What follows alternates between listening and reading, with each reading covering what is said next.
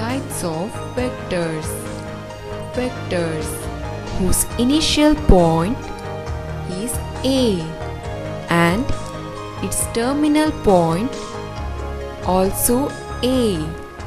This type of vectors are called as zero vectors or null vectors. Unit vector. A vector whose magnitude is equal to 1 are called as unit vector. Co-initial vectors.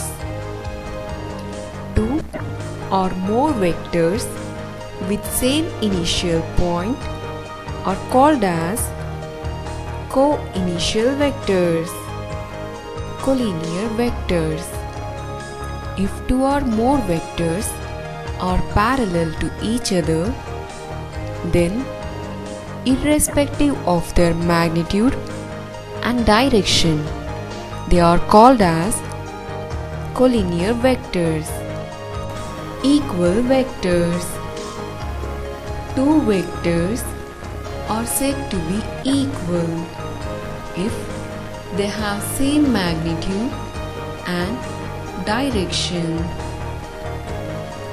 Negative vectors.